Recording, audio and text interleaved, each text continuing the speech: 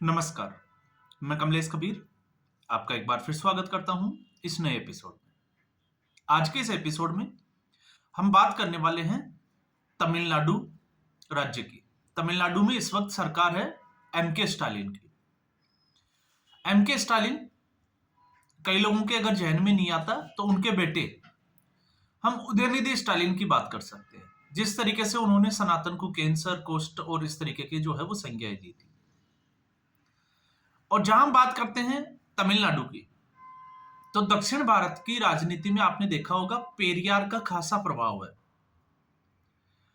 और जब हम पेरियार की बात करते हैं तो एक विचारक और तमाम तरह की जो है वो चीजें, लेकिन इस देश में आप देखोगे हर कालखंड में कुछ ऐसे संत महात्मा पैदा हुए जिन्होंने समय के साथ समाज में जो व्याप्त बुराइयां थी उनको मिटाने के लिए खासा प्रयास किया। लेकिन अब 1947 के बाद से जब भारत आजाद हुआ तो इसके बाद इसने एक जो है वो राजनीतिक स्वरूप ले लिया। और राजनीतिक स्वरूप इस कदर ले लिया कि आज स्थिति यह बन गई कि केंद्र सरकार और राज्य सरकार, तमिलनाडु की जो सरकार है उन दोनों के बीच में जिसको कहें कि ठनसी गई है। और मामला क्या है?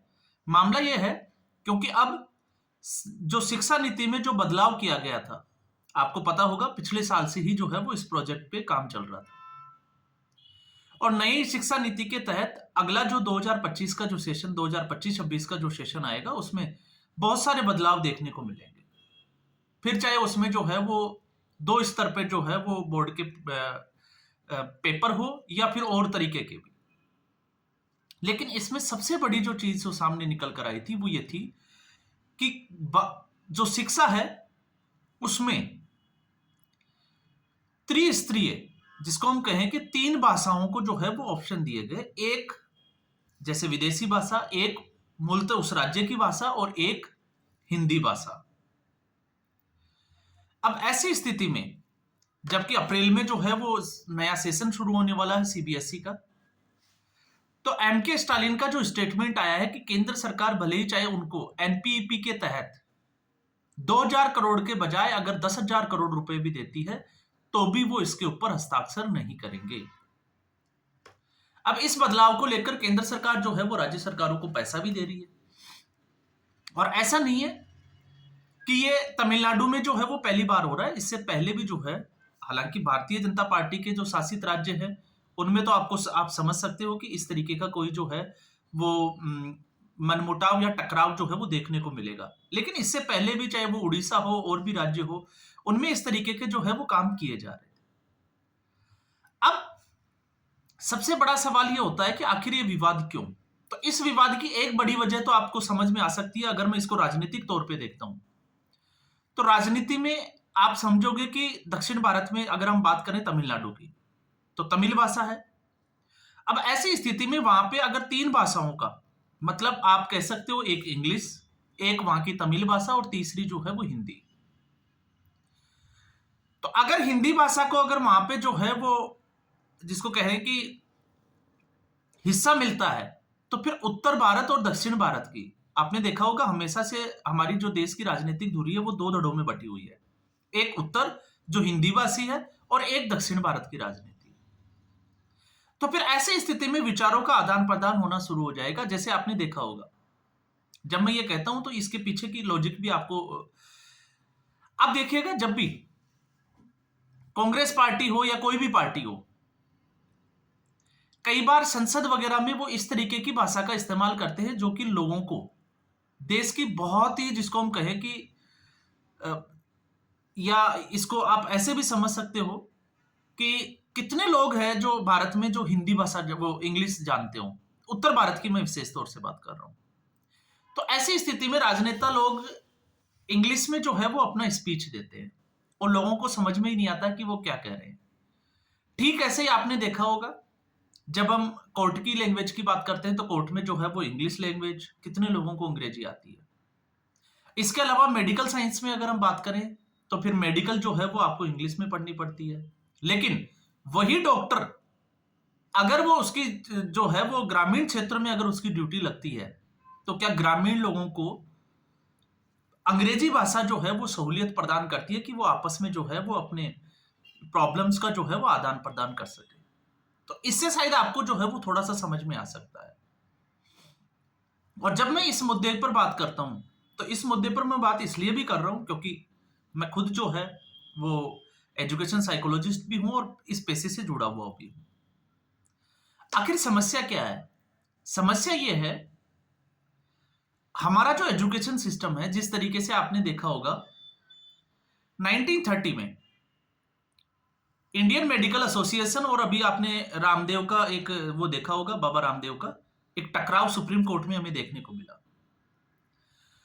और वजह क्या थी? वजह यह थी कि अंग्रेजों ने अपनी जो चिकित्सा पद्धति थी उसको सर्वोपरि रखने के लिए एक कानून बनाया जिसमें ऐसी बीमारियों की एक लिस्ट बनाई कि आप उसमें जो है उसको ठीक करने का दावा नहीं कर सकते। क्योंकि अगर आप दावा करते हो, क्योंकि उसका इलाज यूनानी में, उसका इलाज जो है वो आयुर्वेद में, नेचुरोपैथी में पहले से ही जो है वो शामिल है। लेकिन अगर ऐसा होगा तो फिर उनकी दुकानें बंद हो जाएगी। अब इसमें जो है वो फार्मास्यूटिकल्स वाले भी जो है वो ऐड हो जाते हैं, क्योंकि आजकल जो है फार्मा भी अपने आप में एक बहुत बड़ा माफिया है, जिस तरीके से एजुकेशन माफिया है। तो ऐसी स्थिति में अब जब हम शुगर की बात करते हैं या कुछ ऐसी बीमारी जो सांस लेने की बीमारी है, या तो ऐसी बीमारियों को बाबा रामदेव जब वो कहते हैं, तो आपने देखा होगा कि अगर हम वेट लूज करते हैं, शरीर का वजन कम करके मोटापा कम करते हैं और भाग दौड़ करते हैं, शारीरिक व्यायाम करते हैं, तो आधी से ज्यादा बीमारियां तो अपने आप ही ठीक हो जाती है। तो इसलिए बाबा रामदेव ने जो है वो उसको क्लेम किया, लेकिन कोर्ट में जाके मामला फंस गया कि आपने जो है वो कह ही नहीं सकते कि आप ठीक कर सकते हो। तो ठीक ऐसे ही जब हम शिक्षा पद्धति को भी देखते हैं, तो अगर आपको शिक्षा पद्धति को समझना होगा तो आपको पता करना होगा father of modern education system in India, कि हमारा जो एजुकेशन जो सिस्टम है उसके फादर कौन थे। और जब आप फादर की बात करोगे तो वो पैसे से शिक्षाविद भी थे, और आपको पता होगा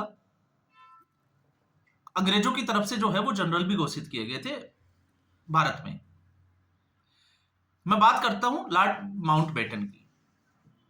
तो जब हम लॉर्ड माउंटबेटन की बात करते हैं तो वो एजुकेशन साइकोलॉजिस्ट शिक्षाविद थे।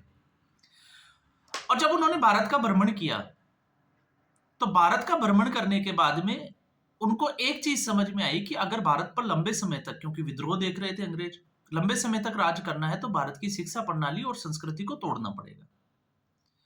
और ऐसा नहीं है कि मैं ये हवा में बात कर रहा हूं, इसका फैक्ट्स भी है। आज भी ब्रिटिश म्यूजियम में उनका लिखा हुआ एक लेटर पड़ा हुआ है, जिसका 3rd पैराग्राफ की फर्स्ट लाइन यही है, India is the healthiest wealthiest country in the world.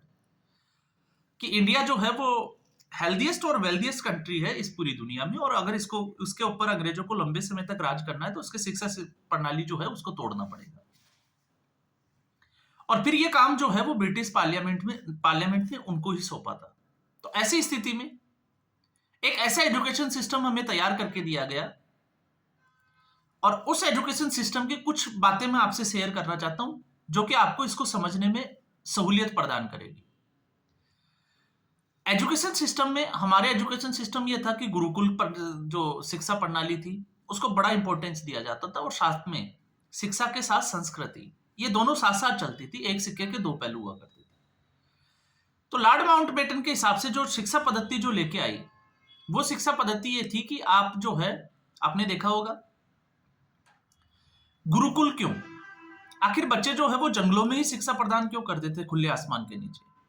वो इसलिए ताकि वो उड़ते हुए पंछी को देखे तो उनके दिमाग में एक आइडिया है कि ये उड़ते कैसे है, और वो नेचर के बिल्कुल करीब रहे, क्योंकि साइंस और नेचर ये बड़ा दोनों का जो है वो लगाव है।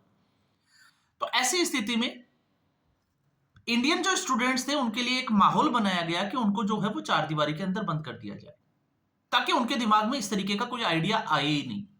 और फिर उसके बाद में आपने देखा होगा हमारे घरों में जब भी कोई शुभ कार्य होता है तो काले रंग से परहेज किया जाता है।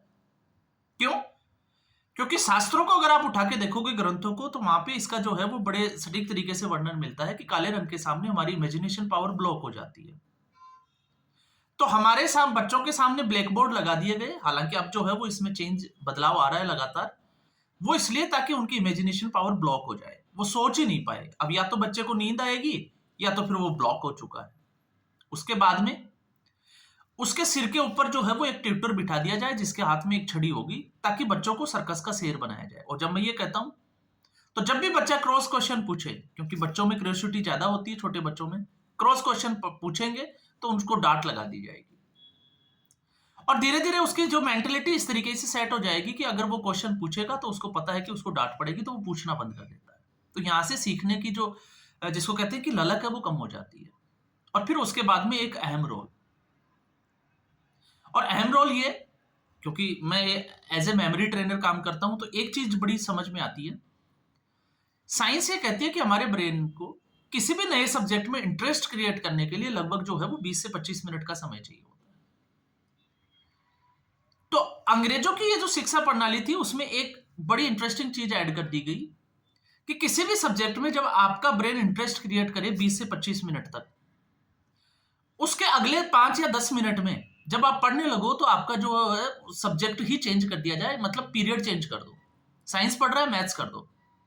अब 15-20 मिनट तक बच्चा जो है वो मैथ्स में इंटरेस्ट, उसका ब्रेन जो है वो जिद्दोजहद करेगा, इंटरेस्ट क्रिएट करेगा, तब तक एसएस का पीरियड आ जाएगा। तो इसलिए जो है वो उसको तोड़ते चले गए। और उसमें भी जिस तरीके से हमारे साथ डिवाइड एंड रूल की पॉलिसी में अपने आप को बड़ा दिखाने के लिए, फिर उसमें जो है वो सबसे बड़ा काम किया गया कांग्रेस पार्टी के द्वारा।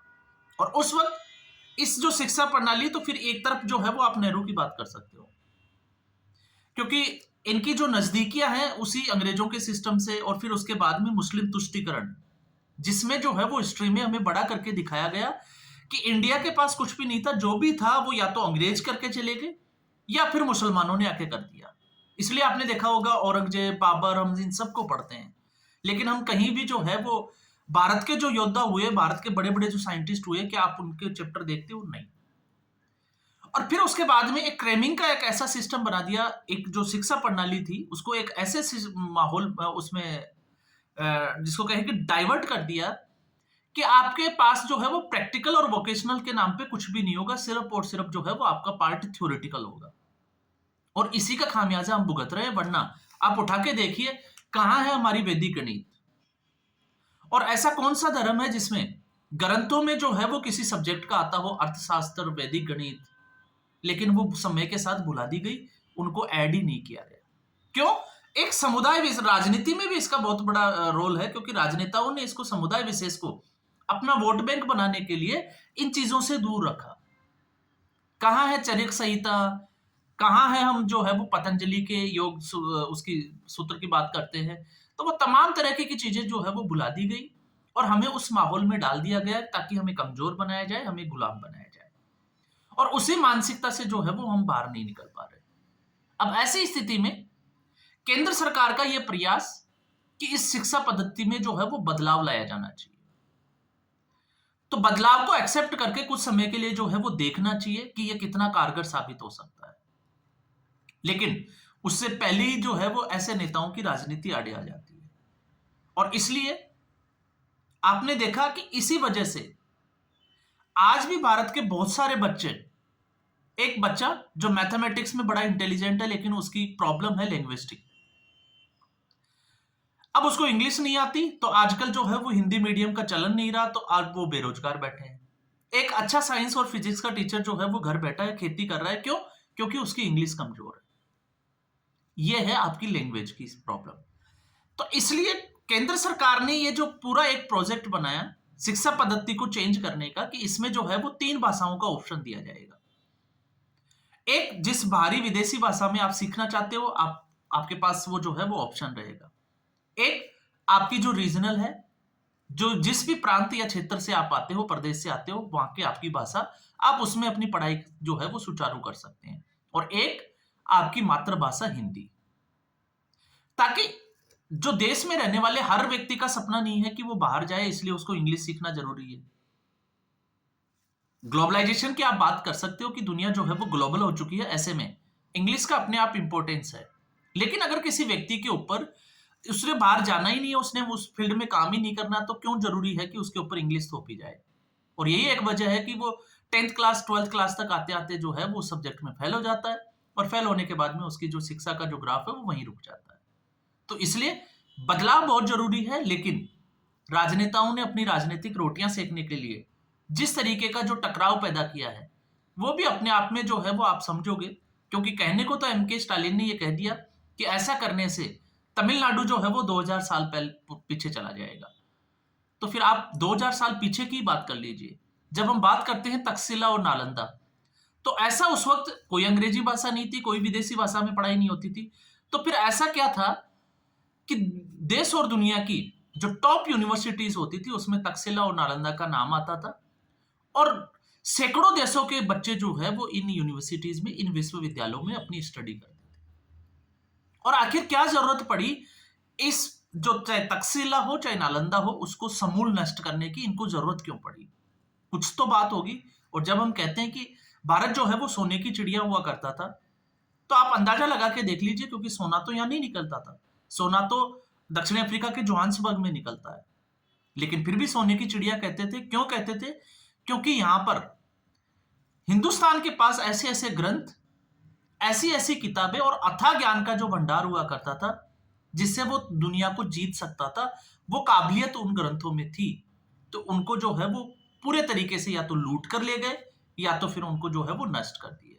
और यही वजह है कि आप देखोगे कि पेरियार संस्कृति और भारत की संस्कृति में जिस तरीके से एक जो है वो बड़ी दूरी खींचने की या दूरी लाने का प्रयास किया जा रहा है इन्हीं पार्टियों के द्वारा। तो आज के एपिसोड में बस इतना ही। उम्मीद करूंगा वीडियो आपको पसंद आया होगा। अगर आपको वीडियो पसंद आया या आपकी कोई राय है तो आप मुझे कमेंट बॉक्स में कमेंट जरूर करें, क्योंकि इस फील्ड में मैं पैसे से जुड़ा हुआ भी हूं, तो आपकी मैं कुछ मदद भी कर सकता हूं या आपके सुझाव जो है मैं उनके ऊपर काम भी कर सकता हूं। तो अगर वीडियो आपको पसंद आया, वीडियो को लाइक करें, शेयर करें, चैनल जरूर सब्सक्राइब करें। धन्यवाद।